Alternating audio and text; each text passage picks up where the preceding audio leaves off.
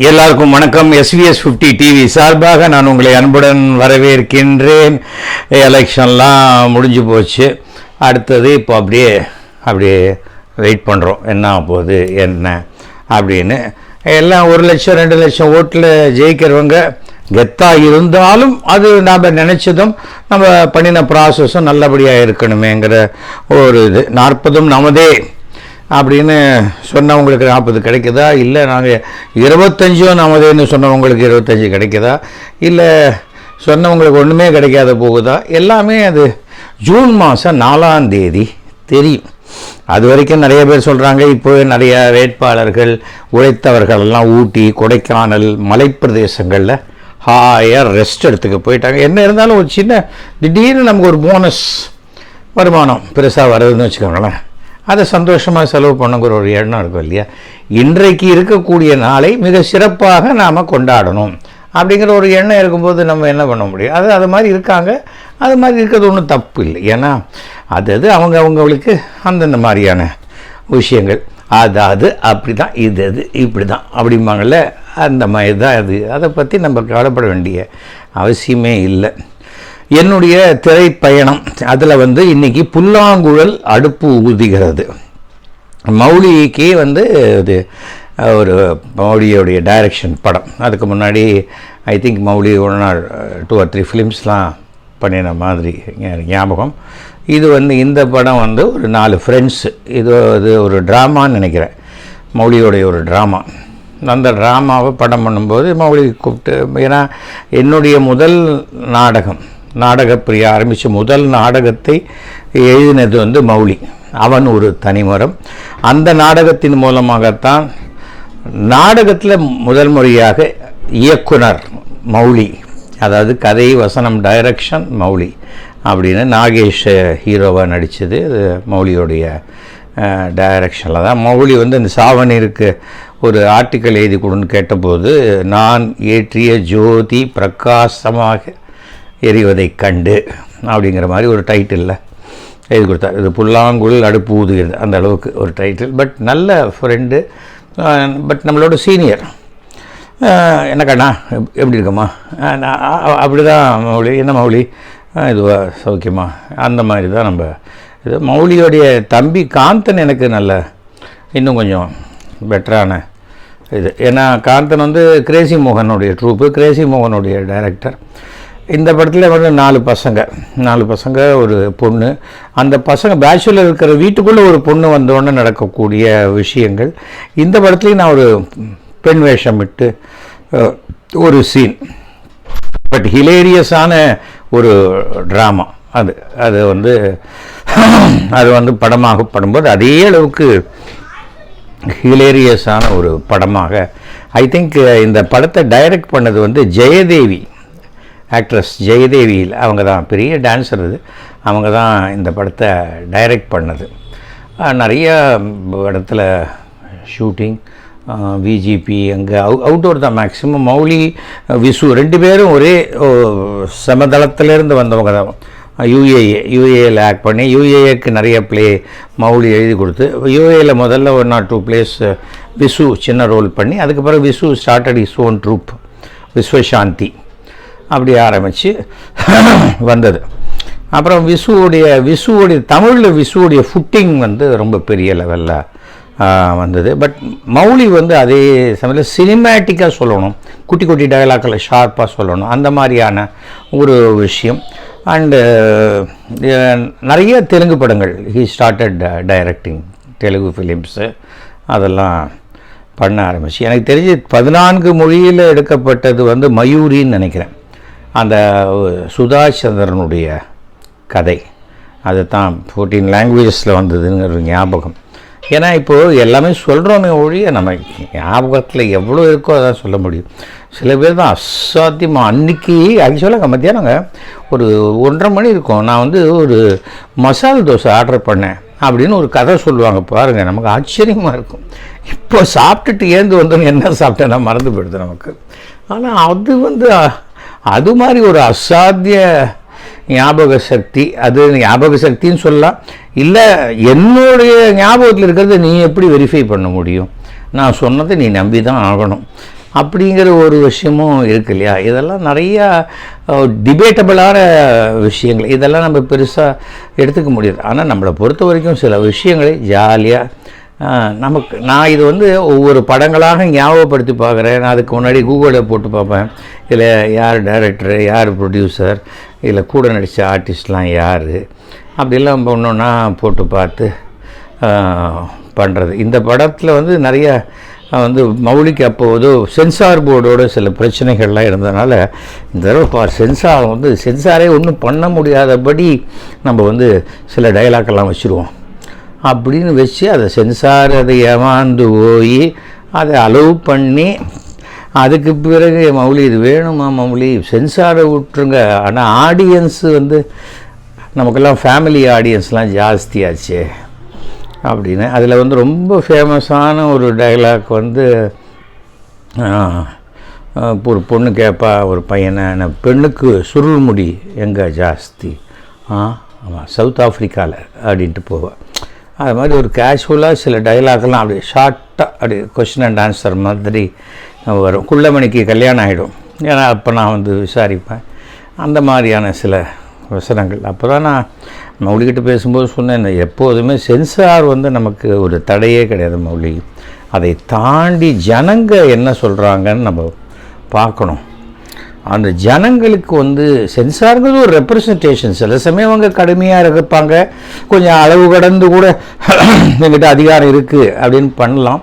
ஆனால் அதை தாண்டி நாம் அதை எப்படி தாண்டி அதை பப்ளிக்கிட்ட போகிறோம் அப்படிங்கிறது தான். ஏன்னா முந்தானை முடிச்சு கூட யூ சர்டிஃபிகேட் படம் தான். அது மாதிரி ஒவ்வொரு படங்களில் அந்த டபுள் மீனிங் அப்படிங்கிறது அப்படியே அப்படின்னு ரியாக்ஷன் வரும்போது அதை மிகைப்படுத்தி பார்க்கும்போது அதை கட் பண்ணணும்னு தோணும். ரியாக்ஷன் இல்லை, அப்படியா சரி போ காஃபி கொண்டா அப்படின்ட்டு அப்படியே கேஷுவலான டைலாகும் போது அது அப்படியே தாண்டி போகக்கூடிய ஒரு விஷயம். அந்த மாதிரி தான் நிறையா படங்களில் அது சில படங்களில் மாட்டிக்குது, சில படங்களில் தப்பிச்சு வருது. ஆனால் ஜனங்கக்கிட்ட அதை தப்பிக்க முடியாதபடி ஆகிடுது. அந்த மாதிரி நிறையா இருக்குது. பட் இந்த புல்லாங்குழல் அடுப்புதிங்கிறது ஒரு நல்ல சக்ஸஸ்ஃபுல்லாக போன படம். இதுக்கு அடுத்தது தான் பாலச்சந்திரனுடைய படம் பொய்க்கால் குதிரை. அது மௌலி டைரக்ட் பண்ண படம்னு நினைக்கிறேன். பொய்க்கால் குதிரை மௌலி டைரக்ட் பண்ண படமாக என்னன்னு சரியாக தெரியல. அது அதுக்கு அடுத்த படமானு தெரியல மௌலி பண்ணது. பட் நான் மௌலியோட பண்ண படம் இந்த படம் தான் மெயினாக பண்ண படம். நான் அதிகமான படங்கள் பண்ணது விசுவோடு தான். நான் நிறைய மேக்ஸிமம் ட்ராவல் பண்ணி படம் பண்ணியிருக்கேன்.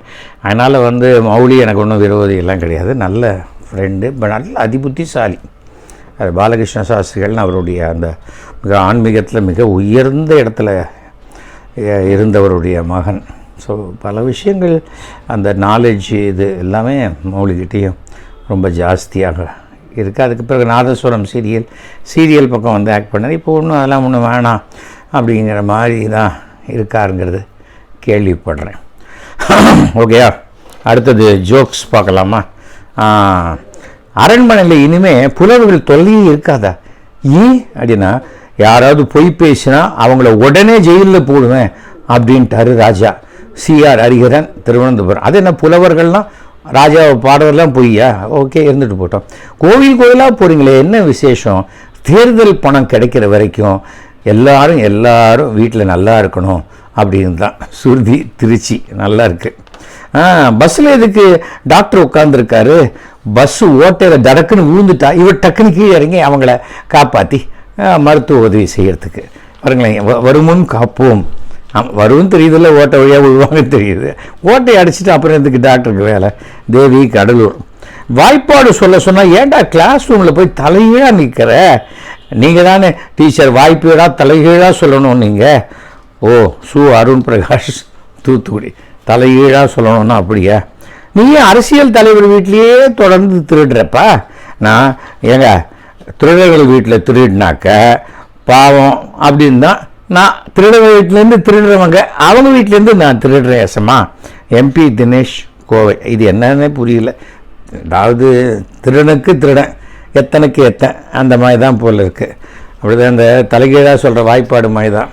வெறும் வயிற்றில் நடக்கணுன்னொன்னே ஒருத்தனை படுக்க வச்சு அவன் பனியனெல்லாம் கைட்டு அவன் வயிற்று மேலே இன்னொருத்தன் நடந்தானே, ஏன்டா இப்படி பண்ணுற, நீங்கள் தானே சொன்னீங்க வெறும் வயிற்றில் நடக்கணும்னு அப்படின்னு. அந்த மாதிரி தான் இது.